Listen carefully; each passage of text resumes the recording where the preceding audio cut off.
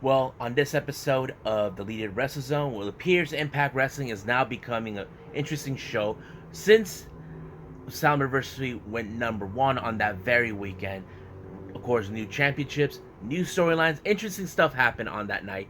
But also, AEW Dark went a little longer, close to 2 hours of a very awesome YouTube series match to watch. So all of that is coming up on this episode of Deleted Wrestle Zone.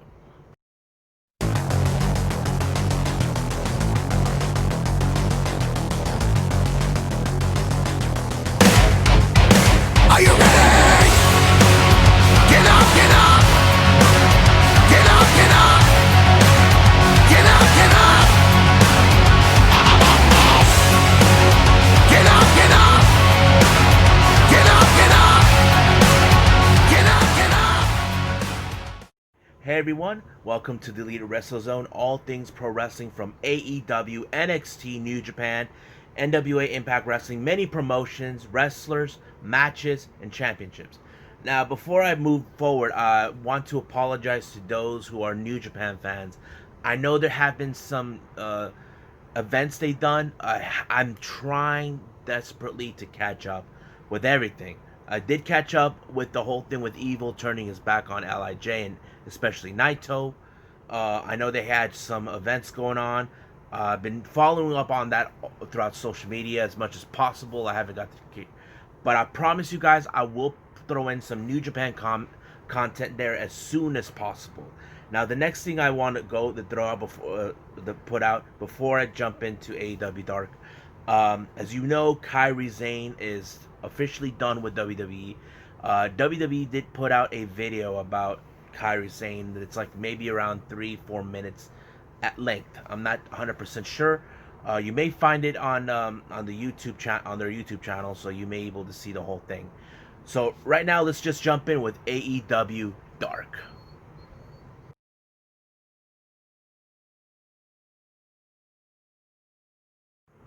Hey everyone, so now let's start with AEW Dark.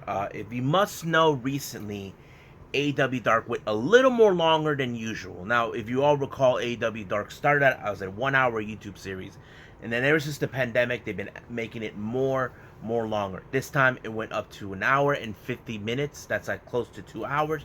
But interesting matches and storylines they put in through this one.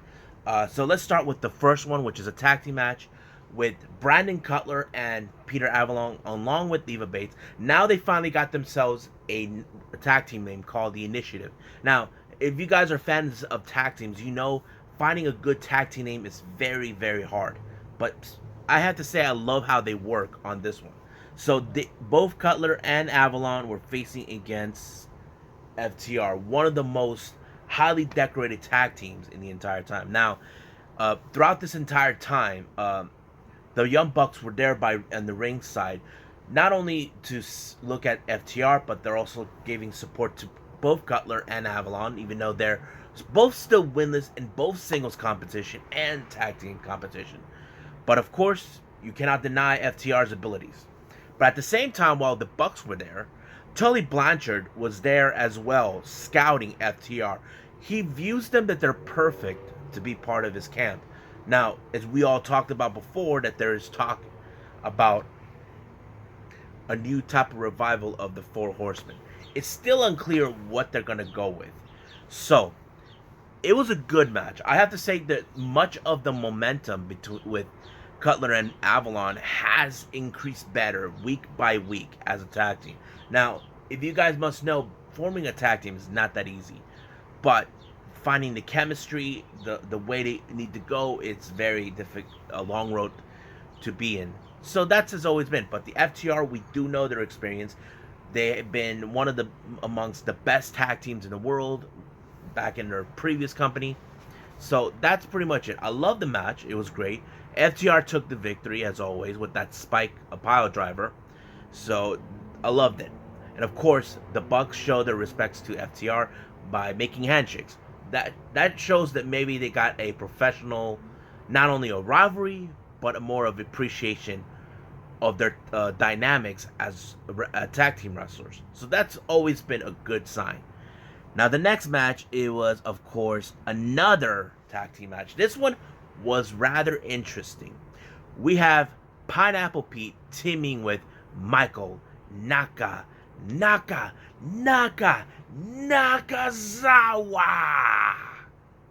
Yes. It's kind of interesting how they both paired. So they were facing off against Sunny Kiss and, of course, Joey Janela. Now, we have seen Joey Janela and Sunny Kiss has a great tag team. They have worked together, even though we do agree that they're both from Jerseys. They're Jersey boys. But it's great that it's working. But the interesting is the dynamics between both Pineapple Pete and Michael Nakazawa has been interesting. I think this would be a perfect opportunity to build a tag team with those two, because we can agree that we do know Michael Nakazawa, that he's the master of oils Turkish wrestling. So I would love to see that those two continue on as a tag team, which is kind of interesting. But some great formats, of course. Who could never forget that they brought in the oil? I mean, that's pretty fun to watch. And of course, it kind of worked on certain levels where there was a moment Michael Knox got down on his like a doggy setup, while Pineapple Pete slide right through him to get to Sunny Kiss, or I don't remember who it was, George enough, but it was great. I'm like, wow, that's interesting. Sometimes you got to pay attention to that. But of course, as always, Joey Janela and Sunny Kiss picked up the victory on this one. So next one is a women's match between Skylar Moore and Abaddon. Now, we all seen Abaddon. She is the most craziest, creature ever. I don't know if Skylar Moore was ready for her, because we know what happened to Anna Jay a couple weeks ago, how she took her out. I do know Hikaru Shida took her out during a Dark episode last year. Or was it this year? Don't remember. But anyway, I'll just skip ahead. Skylar Moore put a lot of effort to it, but it's not enough against Abaddon. It's kind of crazy, but we'll see how that goes. Next, we see a little interview with Spears about the glove. Now, as you recall, not too long ago, Tully Blanchard returned after, since many staffers were not wrestlers or managers, coaches, however, had never come back due to the fact of the pandemic. But Tully came back with giving Sean Spears a black glove. So it's kind of like he's explaining a bit that it became more dangerous, that everybody needs to be more careful now. Even he's a bit afraid of it, but he knows that it has to be done. It kind of like gave him the power. Like, I got the power! Or should I say, I got the power. But yeah. So the next match we have is another tag team. This one is from the captain, Sean Dean, teaming with Will Hobbs versus Dark Order members Evil Uno and Stu Grayson. Now, there were some great moments on this one as well. Now, I'm not saying it's one of the best matches, but Will Hobbs is a very powerful dude, But, of course, it's not enough to defeat guys like Evil Uno and Stu Grayson. We do know them from their previous time where excuse me, but what they do, and frankly, the Dark Order won this one. But it's not the end of the Dark Order. Apparently, there was another match that'll be a little later. We'll get to that as soon as possible. So the next match we had Corey Hollis versus Scorpio Sky. This one is an okay match. I enjoyed it. Of course, more of the singles run with SCU member Scorpio Sky is great to see. So pretty much I enjoyed what he's doing. I have to say they're going great with the dynamic that two out of the three are working on the tag team division, and one is doing a good singles run. I hope one day Scorpio Sky can can hold the AEW World Title. I think it's long overdue for me that if he wins it. Now the next match we have is Penelope Ford versus Mackenzie Paige. This one is a bit more interesting. Like, not a lot of Kip Sabian involved in this one, but also the Mackenzie Paige, who we look at her as a jobber. I have to say she's did a great job too. But Penelope Ford is now working more on this one without Kip Sabian being on helping her out. But I don't know how far they're gonna go. But she won this victory on this one. I hope they can build momentum with her as well.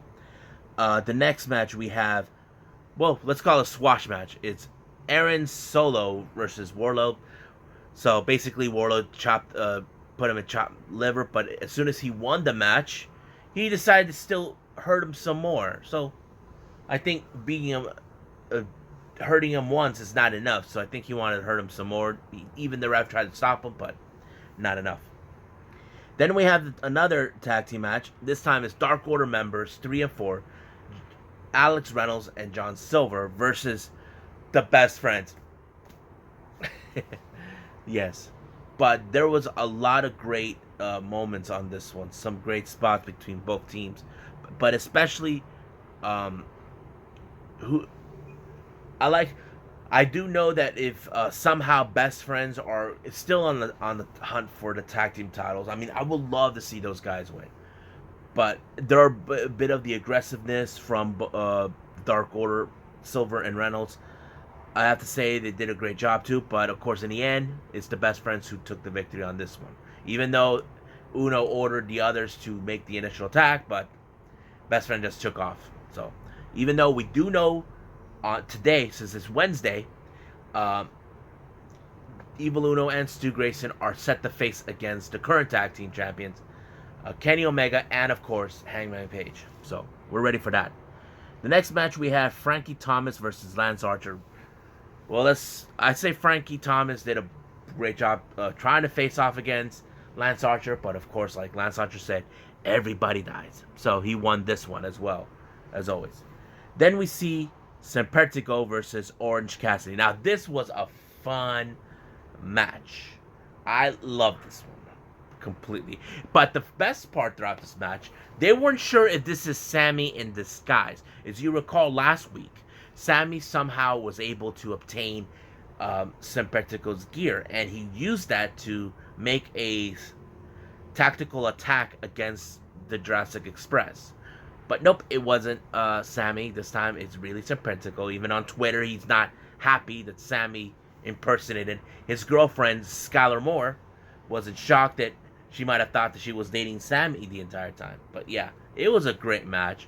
But of course, much of what Orange Cassidy does in the in-ring ability is great. I love it, So he picked up the victory, but not using the Superman punch. But post-match, Sempretico tried to take him out, but Orange Cassidy actually gave him the Superman punch.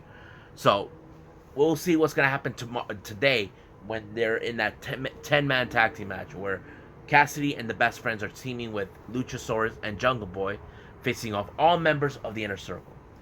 So let's jump into the next one. This one was Fuego del Sol versus Sammy Guevara. Now, if you guys are not familiarized with Fuego del Sol, he's been at AEW Dark a few times. He's also an old sort of vlogger rivalry against Sammy a few times, but it was a very interesting match. So this was the first match of Sammy coming back after his 1-month suspension due to what happened, where he spoke out on an interview about Sasha Banks. So yeah, but Sammy won this one as always, that's kind of thing. Now we jump in with this little thing where it appears that Matt is decided not to be the broken Hardy anymore, as we all know and love. So he now calls himself Big Money. So he's like saying all this, and now Private Party are like, man, Big Money Mike is a dick. So that's what happened. This match, the next final match, the main event, was a 3-way tag team match between Private Party, SCU, Frank Kazarian, and Christopher Daniels versus Inner Circle members Santana Ortiz, known as Proud and Powerful. This was a great match, but Santana and Ortiz started out playing smart. They decided not to start not to start the match, so they let the others. It was a very strategic move out of their part to ensure they don't get tired when it happened. But frankly, it wasn't enough. But frankly, it kind of worked. Great moments with them. Private Party did a lot of effort, so did SCU. But in the end, it's Santana Ortiz that took the victory on this one. But of course, we will see those two later on today in that 10-man tag team teaming with the rest of the Inner Circle, facing off against Orange Cassidy, the Best Friends, against Lucha Express members, Jungle Boy, and Luchasaurus. So I think that's it for now for the AEW Dark. There'll be more to come soon. So right now, let's just jump in with Impact Wrestling.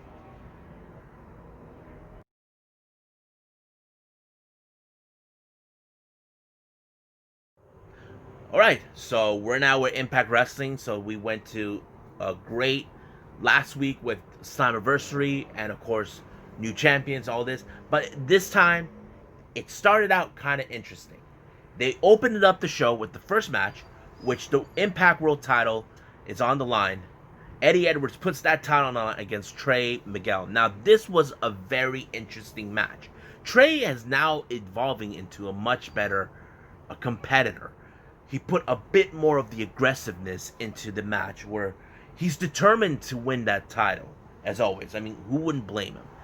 But it would be a great thing for his career. I mean, he did great. He used a bit of his flying and athletic capabilities to try to win. But in the end, you can't beat a guy like Eddie Edwards, even though he is now the best wrestler right now. He's, of course, a Triple Crown. Excuse me. He's a Triple Crown champion. He's now a 2-time world champion, 5-time tag team champion, and 1-time X Division champion. So basically, he's a Triple Crown champion. But in the end, he beat Trey in using the Boston knee party or something. And of course, when he won, out of nowhere, here comes Eric Young. Now, we don't know what his intention is, but my guess he wants the title. Trey, what's his name? Eddie actually gave him the door, left the door wide open, but Eric's like, no, my time. So basically, he is now gunning for the title. So that's pretty much what's happening. The next thing we see a little segment called Wrestle House. It's like a reality show. If you call last week, Rosemary along with Johnny E. Bravo were hanging out. Here comes Taya Valkyrie, and she brought in a few people. Susie, Kylie Ray, Alicia Edwards, Triple XL, the Deaners, that sleazeball Johnny Swinger, and Crazy Steve. So no one knows what to make of it until it was revealed. It's called the Wrestle House. So it's basically, they have no clue what's going on. Here comes Tommy Dreamer, who played the host. So everybody had to bunk up or somewhere. So everybody went to their respected locations. But before that, they actually, there was going to be a fight between both Triple XL and the Deaners. So Susie kind of decided to make a truce. But they all went, no way, Jose, but decided to do it. But the first thing that happened, Crazy Steve and AC Romero actually were fighting for the ring. They were actually going to use it as a bet. AC wanted the ring for himself. So when Tommy actually saw it, it became into a match. And of course, Kylie Ray was the ref. It's kind of an interesting segment, you know. It's kind of like a reality house show with wrestling. That'd be an interesting show to watch, you know, because I would love to see that, you know. It's kind of fun. So AC Romero won. So that means Crazy Steve is in fact has to find another place to sleep. Next thing we see is Rohit Raju somehow was trying to find, I don't know if he's trying to ensure Chris Bay loses his title or trying to do whatever it takes to stay on his good side. Or he was just doing him a man favor. So he approached Fahaba and TJP. So basically TJP has no interest in the X Division Championship. Basically, him and Falaba were still looking for an opportunity for the tag team gold. That's always been their main focus. But of course, Rohit Raju, on the other hand, somehow was able to convince them. And then when they got it, Rohit ran to Chris Bay telling him, I told you they were going to make you a target. So TJP, so somehow, I don't know if it was pure foolish, but the story is kind of amazing. Where you got an idiot who, I don't know what his plan is, but it worked.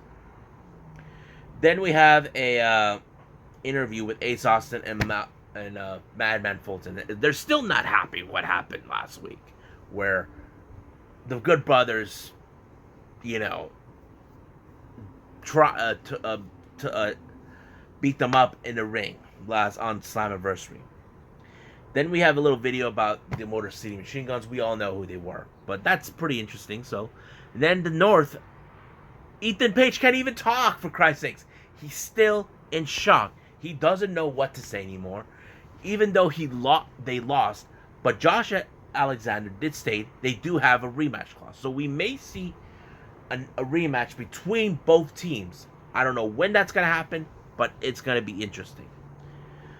And then we have an Impact Plus flashback moment of the week, which was the very first time when Motor City Machine Guns beat Beer Money. If you guys don't know who are these guys, it's Robert Roode and James Storm, for the first time when they won the TNA Tag Team titles. That was a great match. No one will ever forget that one.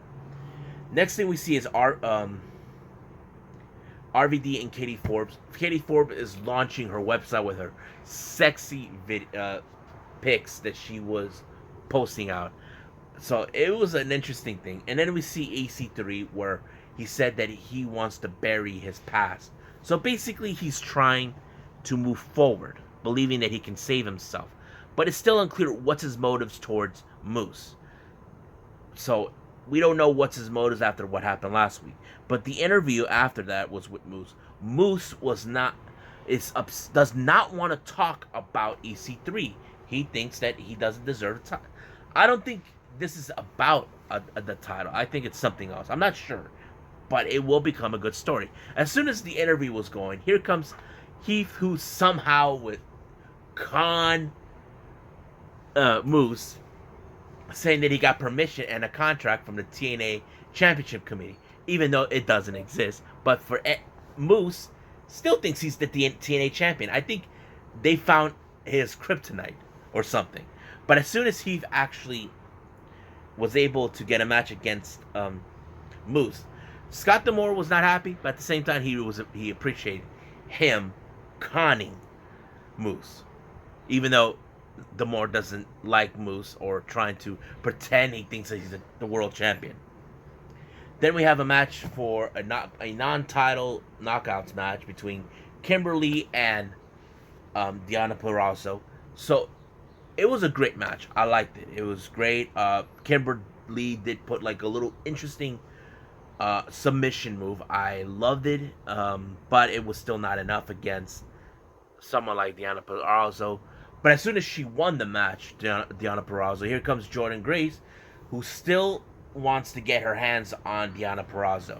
Now, I'm assuming Jordynne Grace has a rematch clause, but the real question, when will she cash it? We do know that Kylie Rae is in line for a title against Deonna Purrazzo, but Deonna Purrazzo still hasn't made any decisions if she's going to face her or not. So we'll stand by on that.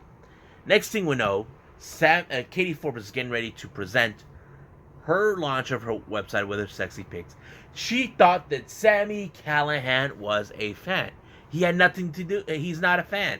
He said he's a world champion. She doesn't believe it. She just thinks he's a fan.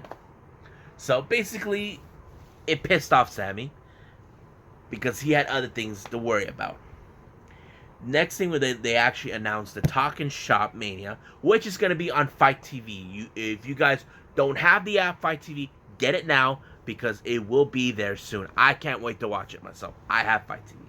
And then we have another promo video with Brian Myers. Now, it's still unclear when he will be there. We know Brian Myers as Kurt Hawkins back then, but now he's coming to Impact. It appears Impact is getting a stack of new wrestlers, and it's going to be great for the promotion. Next thing we see is another scene from the Wrestle House, but this time, everybody's asleep. Cousin Jake was snoring, and of course, he woke up because he thought his cousin Cody Deaner was snoring. He wasn't. So basically, it was more like, a fight. And Tommy Dreamer was right there telling him, why do you guys wrestle in the match? Now? No, in the morning. So it was a great match. And of course, Alicia was the ref. It was a great moment. And Cousin Jake actually wore Cody's hat. It was so fun to watch that one. I wasn't sure who was going to win this one, but of course, Diener won, so that means he has to leave the room. So that was the stipulation. As soon as that happened, he found an RV. So he said, "This will do." So he will be right at home. Now the next thing we see is Ken Shamrock. He still cannot think about what happened. He knows he screwed up, but Sammy wants an explanation, so he can't give a definite answer. It's still going through his head. So he's not sure what to think, so he just took off. But as soon as that happened, Katie Forbes told RVD that he was stalking her.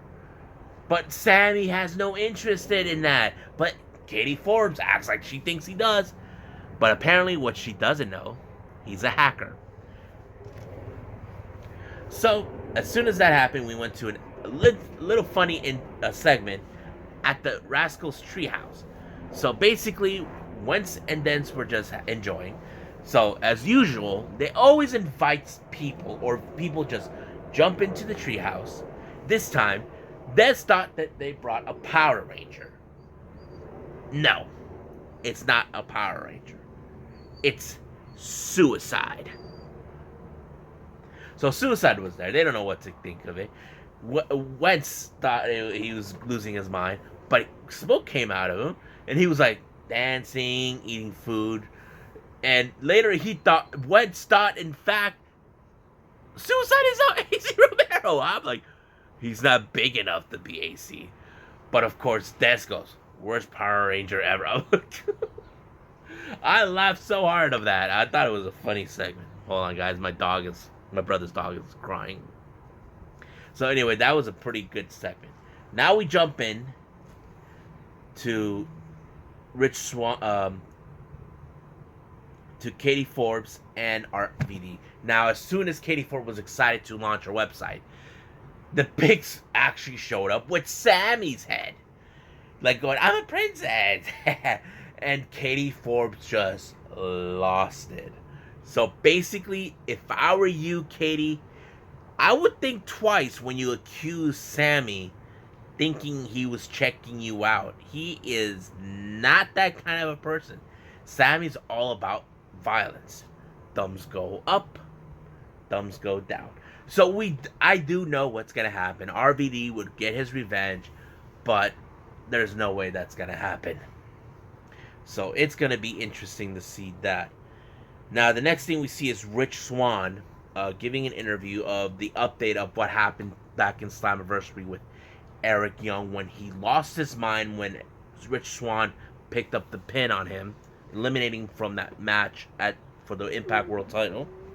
So it's still unclear what's going to happen, but he will make an appearance this coming Tuesday to address the situation. Then we jump into our main event with Reno Scum and, of course, the Good Brothers. But Ace Austin was right there watching. So it was a great match. I liked it. Hope we get to see the Good Brothers win the tag team titles, but I can't wait to see it. A great moment, of course, who could forget Magic Killer, which is their signature move, picking up the victory. But Ace Austin always had a plan. He always does.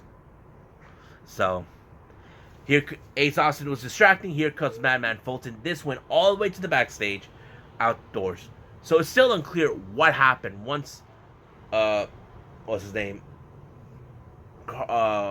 Luke Gallows kicked Madman Fulton, locking out the camera. It's still unclear what happened with them. But hopefully next week we get to see more. I think this is going to be an interesting rivalry. But beware, this Thursday will be Talking Shop Mania. Hope you guys download the app of Fight TV. I know I'm excited. You probably are excited. But for now, I will bid all of you adieu, and I'll see you next time. So stay safe. Wash your hands. Goodbye. Mwah. And have a nice day. Bang!